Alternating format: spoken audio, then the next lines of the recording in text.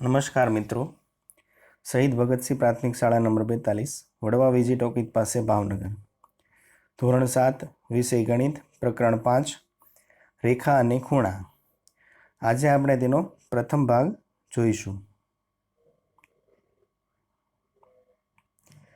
આ પ્રકરણમાં આપણે શું ભણવાનું છે તે સૌ પહેલાં જોઈ લઈએ. રેખાખંડ, રેખા, કિરણ અને ખૂણા વિશે માહિતી મેળવવાની છે. કોટિકોણ, પૂરક કોણ, આસન કોણ, રૈખિક જોડ અને અભિકોણ વિશે ભણવાનું છે. ત્યારબાદ રેખાઓની જોડ, જેમાં છેદતી રેખાઓ, છેદિકા અને તેનાથી બનતા ખૂણાઓ વિશે માહિતી મેળવવાની છે. અને છેલ્લે સમાંતર રેખાની ચકાસણી કરવાની છે. અહીં તમે આકૃતિ જુઓ તો તમારે એને ઓળખવાની છે, જે તમે ધોરણ 6માં ભણી ગયા છો. સૌ પ્રથમ જે આકૃતિ છે તેને આપણે રેખા કહીએ છીએ. રેખાની ઓળખ તેના બે તીરથી થાય છે. તમને ખબર છે, છેડા પર બંને તીર હોય તો સમજી લેવું કે તે રેખા છે. ત્યારબાદ બે આકૃતિ છે તેને આપણે કિરણ કહીએ છીએ. કિરણમાં એક સાઈડ એક જ તીર હોય છે, બરાબર, એની ઓળખ તે હોય છે. અને સૌથી છેલ્લી આકૃતિ, જેમાં બંને બાજુ તીર હોતું નથી, તેને આપણે રેખાખંડ કહીએ છીએ. આ તમે અગાઉના ધોરણમાં શીખી ચૂક્યા છો, તો તેની વિસ્તૃત માહિતી ફરીથી પુનરાવર્તનમાં મેળવી લઈએ. સૌ પ્રથમ રેખાખંડ. રેખાખંડને બે અંત્યબિંદુ હોય છે. અંત્યબિંદુ એટલે આપ સૌ જાણો છો, આ જે એક્સ અને વાય છે તેને આપણે અંત્યબિંદુ કહીએ છીએ.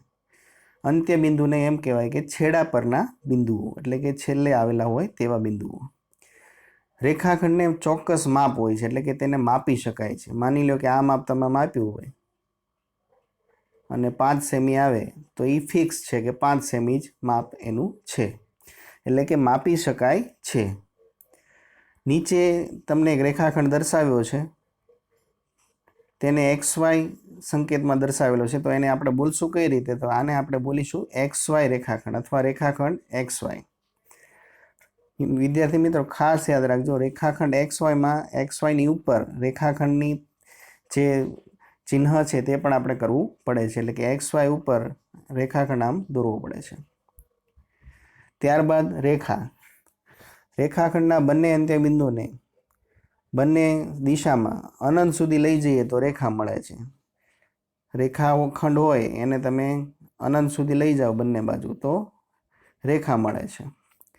રેખાને પણ એક પણ અંત્યબિંદુ હોતું નથી.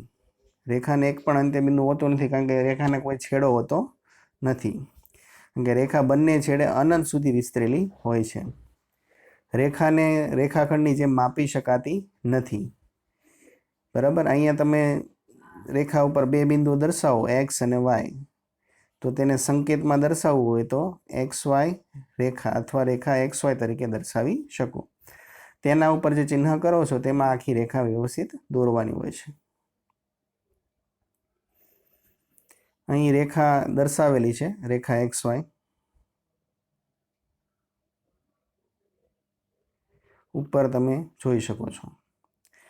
રેખાને તમે જો કોઈ પણ એક નામ આપવું હોય તો રેખા L વડે પણ તમે દર્શાવી શકો. LMN કોઈ પણ સંકેત વડે તમે એને દર્શાવી શકો છો.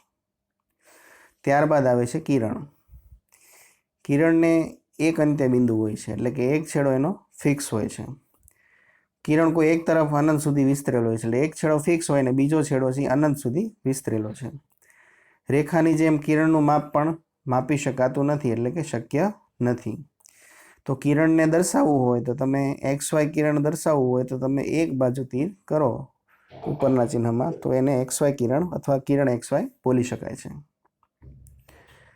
અહીં નીચે તમે આકૃતિ જોઈ શકો છો. હવે વાત કરીએ ખૂણાઓની. જ્યારે રેખાઓ અથવા રેખાખંડો ભેગા મળે છે ત્યારે જે રચના બને છે તેને ખૂણાઓ કહે છે. અહીં બે કિરણ ભેગા થયા છે, જુઓ તમે, તો બે કિરણ વડે અહીંયા ખૂણો બને છે. એટલે બે કિરણો ભેગા થાય તો પણ ખૂણો બને છે. રેખાખંડો ભેગા થાય તો પણ ખૂણો બને છે, રેખાખંડો ભેગા થયા તો પણ અહીંયા ખૂણો બને છે, રેખાઓ ભેગી થાય બે છેદે તો પણ અહીંયા ખૂણા બને છે, જ્યારે બે રેખાઓ કે રેખાખંડો એક બિંદુમાં છેદે ત્યારે ખૂણા બને છે. નીચે એક ખૂણો દર્શાવેલો છે આકૃતિમાં, બરાબર. ખૂણો કયો છે તો એક્સ વાય ઝેડ. તો ખૂણાને દર્શાવવાની રીતે અહીંયા આપેલી છે, એક્સ વાય ઝેડ તરીકે દર્શાવી શકો. એટલે કે તમે શરૂઆત છે એ અહીંથી શરૂ કરીને અહીં તરફ જઈ શકો, ઊંધું પણ કરી શકો, ઝેડ વાય એક્સ પણ તમે દર્શાવી શકો, અને ખાલી ખૂણો વાય પણ લખી શકો, એટલે કે વાયને પણ ખાલી દર્શાવી શકો. ખૂણાને દર્શાવવાની 3 રીત છે, બરાબર છે, જે અહીંયા તમને દર્શાવેલી છે. હવે ખૂણાઓના પ્રકાર જે મુખ્ય તમે છઠ્ઠા ધોરણમાં ભણી ચૂક્યા છો તે ફરીથી સમજીએ. એમાં પ્રથમ પ્રકાર છે લઘુકોણ. લઘુકોણ એટલે 90 અંશથી ઓછું જેનું માપ હોય છે ખૂણાનું તેને આપણે લઘુકોણ કહીએ છીએ. અહીંયા તમે દર્શાવેલું છે, તમે જોઈ શકો છો, આ 90 અંશથી ઓછું છે. ત્યારબાદ બીજો પ્રકાર છે કાટકોણ.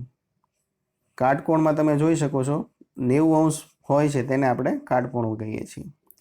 અને છેલ્લે પ્રકાર છે ગુરુકોણ. ગુરુકોણ એટલે 90 અંશથી વધી જતું. આ 90 અંશ આટલો ખૂણો થતો હોય એનાથી વધી જતું હોય તો તેને આપણે ગુરુકોણ કહીએ છીએ. આ તમારે યાદ રાખવાનું છે, આગળ આપણે આનો ઉપયોગ કરવાનો છે, જે તમે છઠ્ઠા ધોરણમાં પણ ભણી ચૂક્યા છો. હવે આ પ્રકરણમાં સૌથી પહેલો મુદ્દો જે આપણે સ્વાધ્યાયમાં પણ જોવાનો છે, કોટિકોણ. સૌ પ્રથમ તો કોટિકોણ શું છે તેની વ્યાખ્યા સમજી લઈએ. તો કોટિકોણની વ્યાખ્યા અહીં આપેલી છે, જો બે ખૂણાના માપનો સરવાળો 90 અંશ થતો હોય તો તે કોટિકોણ કહે છે. એટલે અહીં સૌ પ્રથમ બાબત એ નોંધવી રહી, કોટિકોણમાં બે ખૂણા હોય છે અને બંને ખૂણાના માપનો સરવાળો 90 અંશ થવો જોઈએ. હવે ઉદાહરણથી સમજીએ.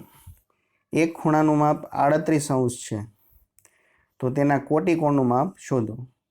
વ્યાખ્યા મુજબ બે ખૂણાનો સરવાળો 90 અંશ થવો જોઈએ. એક તમને 38 આપેલો છે તો બીજો ગોતવો હોય તો તમે શું કરો તો કે ભાઈ 90માંથી 38ને બાદ કરી નાખો. તો 38 અંશના કોટિકોણનું માપ એટલે કે 90માંથી 38 બાદ કરવાના.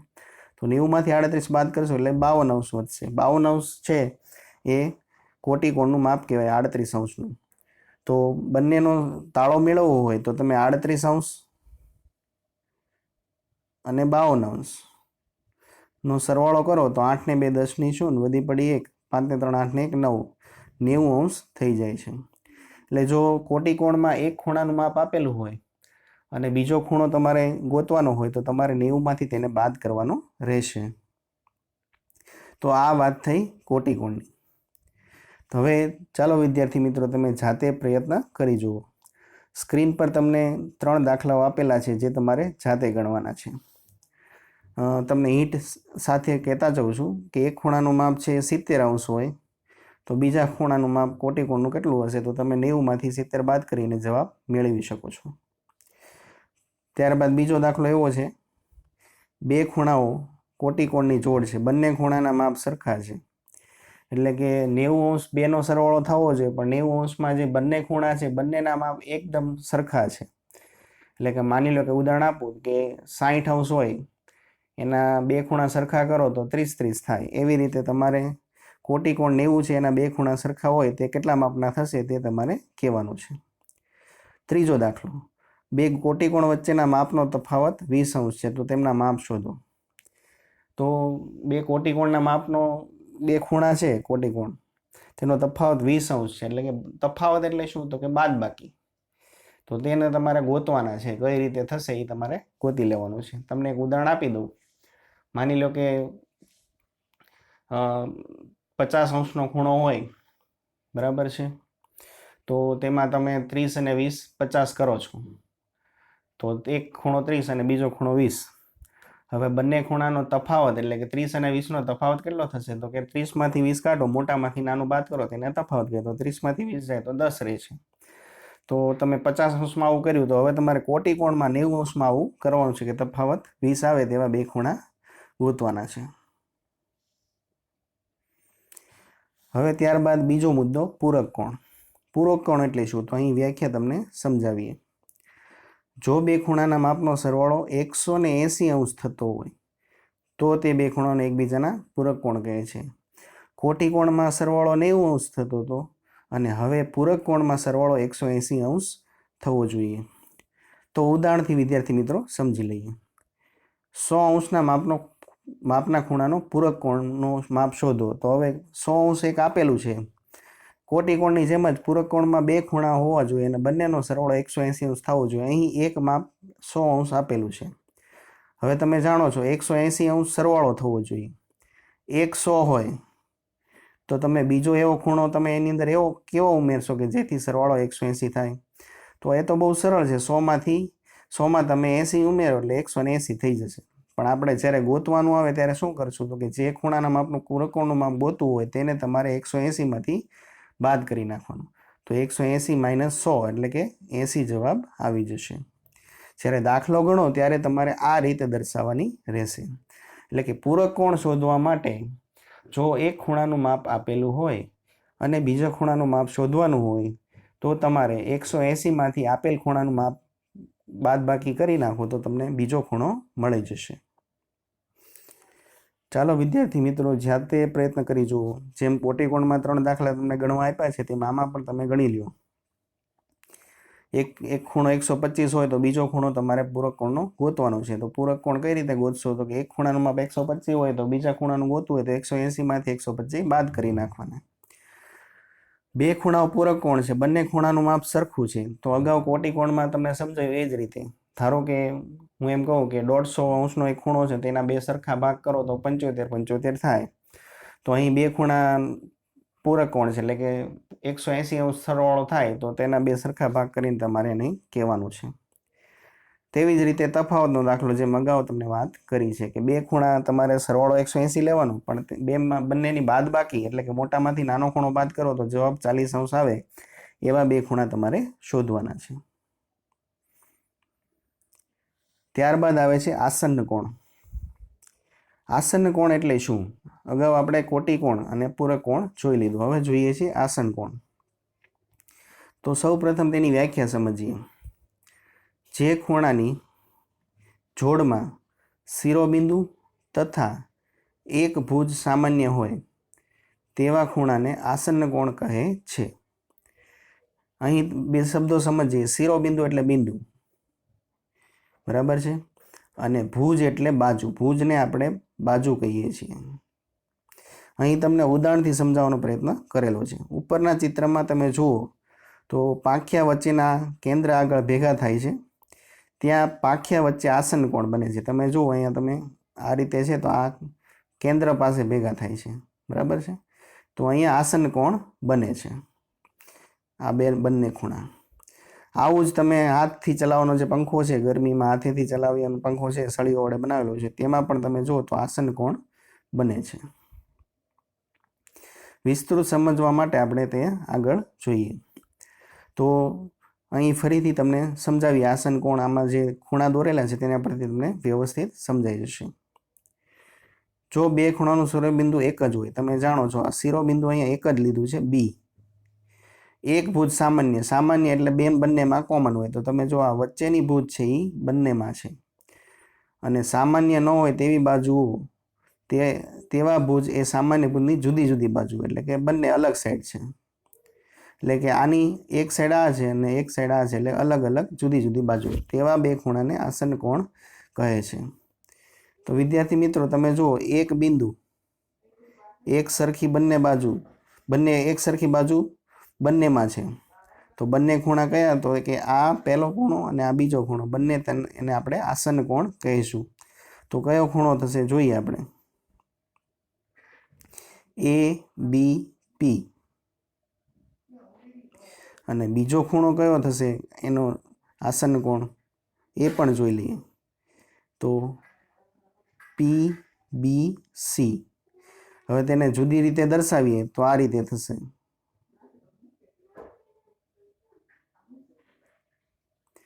તો તમે ફરીથી આપણે જોઈ લઈએ અને આકૃતિ ફરીથી જોઈએ તો વ્યવસ્થિત તમને સમજાઈ જશે. પહેલાં હું ગુલાબી રંગથી આકૃતિ દોરું છું.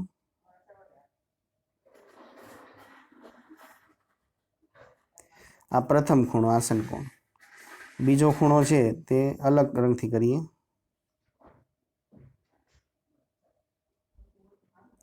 હવે તમને સમજાઈ ગયું હશે. હવે બંનેમાં જે વસ્તુ સામાન્ય છે તે આપણે જોઈએ, તે પણ અલગ રંગથી કરીએ. તો તમે જુઓ આ બંનેમાં બિંદુ એક જ આવે, એટલે એક સામાન્ય બિંદુ, એટલે વ્યાખ્યા મુજબ એક જ બિંદુ. એક સામાન્ય ભુજ એટલે કે બાજુ, તો તમે જો આ બાજુ ને આ બાજુ એક જ છે, બંનેમાં કોમન છે. આ ખૂણો અને આ ખૂણો બંનેમાં એક બાજુ છે એ સામાન્ય છે.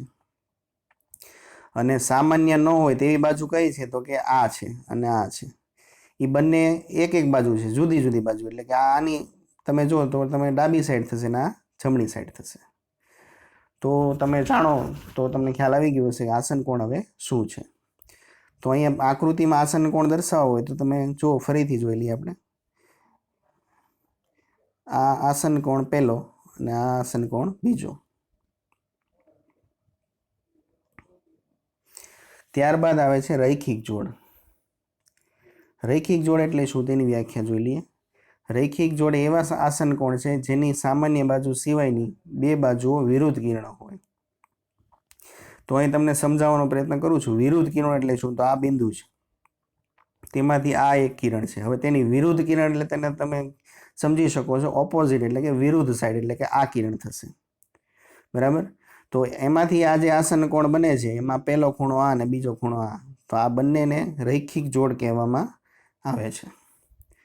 તો તમે જુઓ તો આ પાછું વિરુદ્ધ કિરણ નથી. બી આકૃતિ બીમાં તમે જુઓ તો આ એક કિરણ છે, તો તેનું વિરુદ્ધ કિરણ આ બાજુ જવું જોઈએ, એટલે આ સાઈડ જાય છે, માટે આ રૈખિક જોડ નથી. એટલે કે આકૃતિ એ છે તે રૈખિક જોડ છે, બી રૈખિક જોડ નથી. ટૂંકમાં સમજીએ તો એક કિરણ તમે લ્યો, ધારો કે એક આ સાઈડ લીધું છે જમણી સાઈડ, અને અહીંયા એક બિંદુ લઈ લીધું એ, તો તમે આ એ બિંદુથી બીજું વિરુદ્ધ કિરણ દોરો, બરાબર, અને એમાંથી જો આસન કોણ તમે બનાવો તો તેનાથી જે બે ખૂણા બને તેને આપણે રૈખિક જોડ કહીશું. ત્યારબાદ આવે છે અભિકોણ. અભિકોણને આપણે સામાન્ય રીતે આકૃતિ જુઓ તો તમને ખ્યાલ આવી જશે. એક્સ એટલે અભિકોણ, એક્સ એટલે ચોકડી. બરાબર. અભિકોણ એટલે શું, સામાન્ય રીતે સમજવું હોય તો એટલું સમજી શકાય. જ્યારે તમે એક્સ એટલે કે ચોકડી બનતી હોય તેમાં સામ સામેના ખૂણા હોય તેને અભિકોણની જોડ કહેવામાં આવે છે. માની લો કે આ એક ખૂણો છે, તો એની સામેનો ખૂણો એક્ઝેક્ટ આ થશે, એટલે કે આ, તો તે બંનેને અભિકોણ કહેવામાં આવે છે. અભિકોણની જોડ સરખી હોય છે, એટલે કે બંનેના માપ સરખા હોય છે. તેવી જ રીતે આ ખૂણો લઈ લઈએ તો તેની સામેનો ખૂણો કયો થશે, તો આ. તો સામ સામેના ખૂણા કેવા હોય છે, સરખા હોય છે. તો અહીંયા તમે આકૃતિમાં જોઈ શકો છો 1 અને 3 સરખા, 2 અને 4 પણ સરખા. તો તમને ઉપર આકૃતિમાં 4 ખૂણા આપેલા છે. ખૂણાને દર્શાવવાની રીત આપણે અગાઉ શીખી ચૂક્યા છીએ. તો 4 ખૂણામાં તમે જોશો તો અભિકોણની જોડ કેટલી મળે છે, 2. આ પહેલી જોડ જે ગુલાબી રંગથી દર્શાવેલી છે. ત્યારબાદ બીજી જોડ જે મેં પીળા રંગથી દર્શાવેલી છે. તો તેના માપ લખીએ તો AOP, તો તેની સાથે કયું આવશે તમને જોવું હોય તો તમે જોઈ શકો છો. AOP સાથે QOB આવશે. તેવી જ રીતે AOQ એટલે કે આ ખૂણો, એની સાથે કયો આવશે, POB આવશે, અથવા BOP પણ કહી શકો. તો રૈખિક તમે જાણો છો તે મુજબ બે રેખા જ્યારે છેદે અને એક્સ જેવી રચના થતી હોય, અથવા બે રેખા છેદતી હોય ત્યારે ચોકડી બનતી હોય, તો તમે જુઓ તો ચોકડીમાં સામસામેના ખૂણા હોય તેને આપણે અભિકોણ કહીશું, અને તે ખૂણા કેવા હોય છે, સરખા હોય છે. તો વિદ્યાર્થી મિત્રો, આટલી થિયરી સમજ્યા બાદ હવે આપણે સ્વાધ્યાય 5.1 જોઈશું. સ્વાધ્યાય 5.1 તેમાં પ્રથમ દાખલો, નીચેના દરેક ખૂણાનો કોટિકોણ શોધો. અહીં તમને 3 આકૃતિ આપેલી છે, તેમાં ખૂણો દર્શાવેલો છે, તેનો તમારે કોટિકોણ શોધવાનો છે. સૌથી પહેલી આકૃતિ તમે જુઓ તો તમે એમાં 20° ખૂણો આપેલો છે. અગાઉ આપણે સમજ્યા તે મુજબ કોટિકોણ શોધવા માટે આપેલ ખૂણાનો કોટિકોણ બરાબર શું થશે, સૂત્ર 90માંથી ખૂણો તે બાદ કરી નાખવાનો. તો પહેલું તમે જુઓ તો 20° ખૂણો છે, તો 90માંથી આપેલ ખૂણો એટલે કે 20 બાદ કરો તો જવાબ આવશે 70°. એટલે આપેલ ખૂણો જે છે 20°, એનો કોટિકોણ કેટલો થશે તો કે 70 અંશ। તેવી જ રીતે બીજો દાખલો, એમાં તમને 63 અંશ માપ આપેલું છે, તો 90 માંથી 63 બાદ કરીએ તો 27 અંશ। વિદ્યાર્થી મિત્રો યાદ રાખજો, ખૂણાને દર્શાવવા માટે ધારો કે અહીંયા 27 લખ્યા છે, તો ઉપર અંશ માટે નાનકડું એવું ટપ્પું એટલે મીંડું કરવામાં આવે છે, એટલે 27 અંશ। ત્રીજો દાખલો 57 અંશ, તો 90 માંથી 57 અંશ બાદ કરીએ એટલે 33 અંશ રહેશે, જવાબ આવશે 33 અંશ। તો આકૃતિમાં જે ખૂણા છે તેનો કોટિકોણ શોધવો હોય તો 90 માંથી તેને બાદ કરીએ એટલે કોટિકોણ મળી જશે।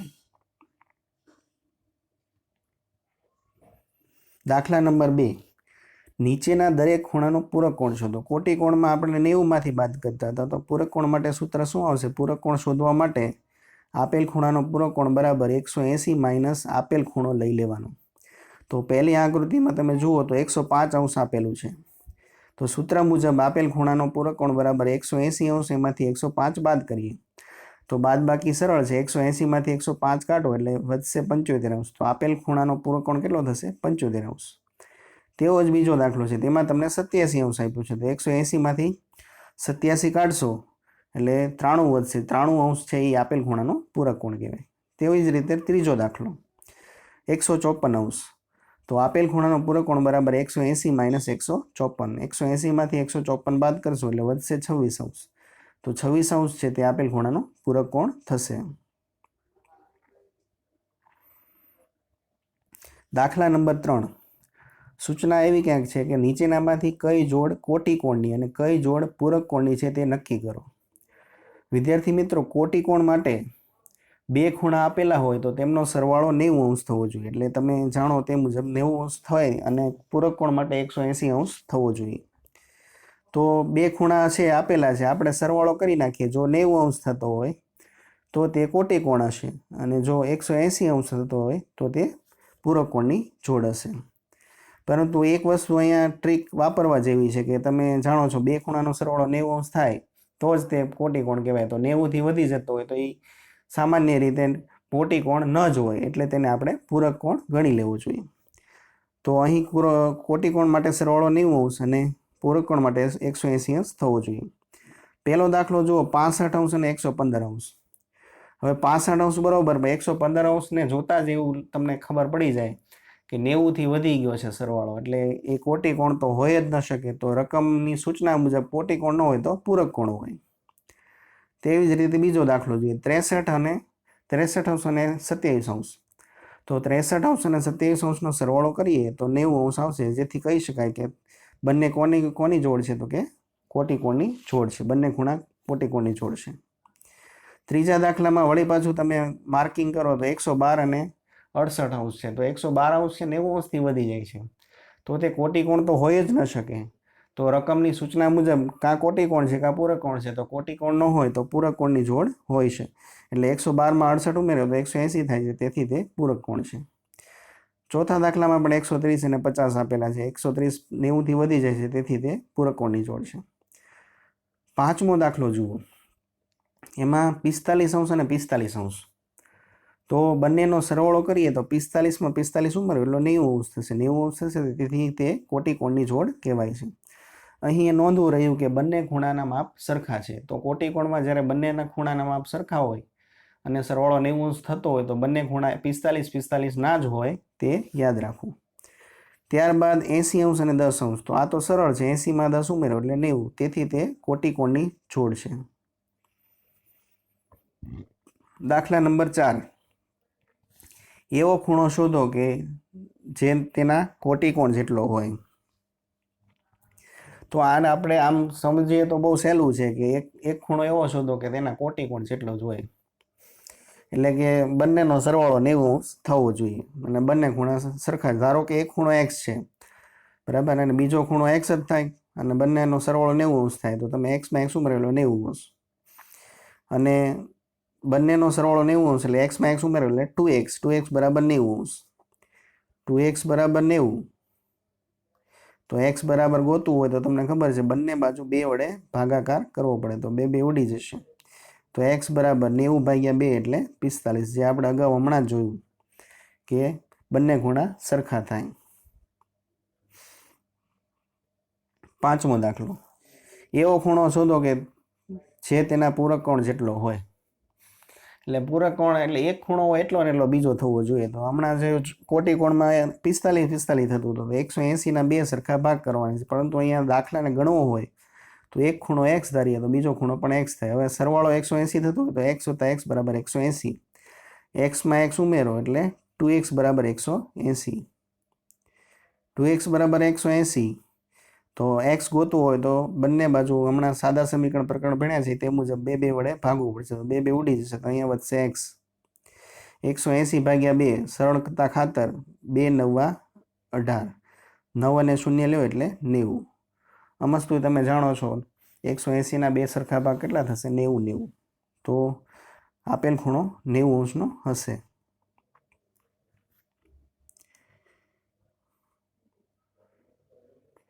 તો વિદ્યાર્થી મિત્રો અહીંયા આપણે અહીં સુધી રાખીએ છીએ.